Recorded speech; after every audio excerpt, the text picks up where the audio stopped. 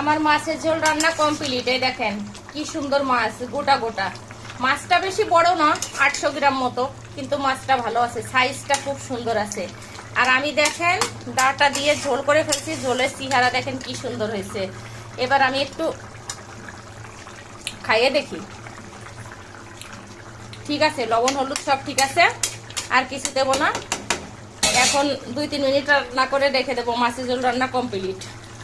ইলিশ মাছের ডাটা দিয়ে পাতলা ঝোল, কাঁচা লঙ্কা দিয়ে, কাঁচা লঙ্কা জিরে ফোড়ন। আর এই ডাটাগুলো আমি নিজে পছন্দ করে কিনে আনছি, আর আগা থেকে কিছুটা সুন্দর করে আমি নিজে কাটছি। আমি নিজে কাটে নিয়ে রান্না করতে ভালোবাসি। আমি কাটি না, যদিও কাজের মেয়েকে দেখা দিয়ে কাটিয়ে দেরি হবে, আজকে বাসায় গেস্ট আসবে, এই জন্য আমি নিজেই কাটে নিলাম, কাটে নিয়ে রান্না করে ফেললাম। তো আপনারা আমার ফেসবুক পেজটাকে ফলো করবেন। আমার মাছের ঝোল রান্না কেমন হয়েছে একটু দেখবেন। আসলে আপনাদের তো খাওয়াইতে পারি না, দেখাই লোভ লাগাই প্রত্যেক দিন। এই যে ইলিশ মাছের ঝোল দেখাই।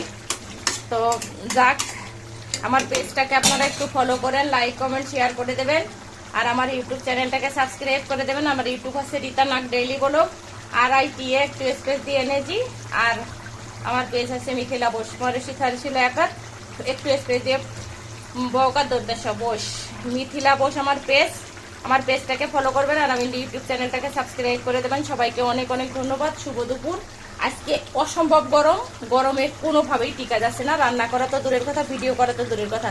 আমি আপনাদের অবশ্যই বলছি, এই দেখেন 2.5 কিলো মাংস নিচ্ছি, বাসায় গেস্ট আসবে। তো খাসির মাংস, এটাকে ভালো করে মশলা টসলা সবকিছু দিয়ে যা যা দিয়ে আর ম্যারিনেট করে রাখছে। এখন হচ্ছে রেখে দিছি 15-20 মিনিট পরে এটাকে রান্না করে নেবো। আর এবার মাছের ঝোলটা হয়ে গেল, ঝোলটাকে আমি ঢেলে ফেলবো। তো সবাই ভালো থাকবেন, সুস্থ থাকবেন, আমার পেজের পাশে থাকবেন, আমাকে একটু আশীর্বাদ করে যাবেন, আমি যেন সুস্থ থাকতে পারি, ভালো থাকতে পারি, আর আপনাদের আমি নিত্য নতুন রান্না দেখাতে পারি। অল্প টাইমের মধ্যে দেখেন আমি ইলিশ মাছের ঝোল দেখাই দিলাম। তো আজকের মতো সবাইকে অনেক অনেক ধন্যবাদ এবং শুভকামনা। আজকে আমি রান্না দেখাবো হচ্ছে ইলিশ মাছ দিয়ে আর ডাটা দিয়ে পাতলা ঝোল করব।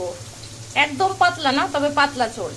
আর কাঁচা লঙ্কা দিয়ে রান্না হবে, শুকনো ঝালের গুঁড়ো হবে না। এখানে 6 পিস মাছ আছে, আর আমি ডাটা সুন্দর করে কেটে নিছি। এই মাত্র কিছু সময় আগে আমি ডাটা নিয়ে আসছি রাজাকের মোড় থেকে।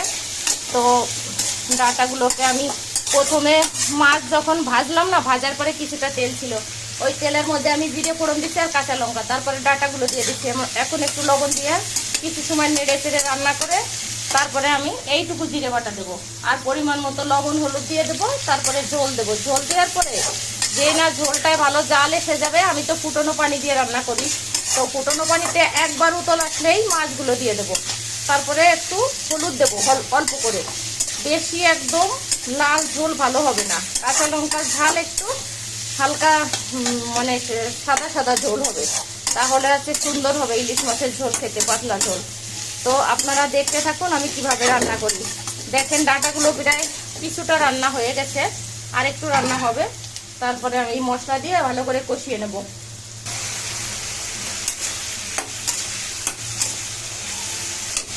আমার ডাটা রান্না প্রায় শেষের পথে।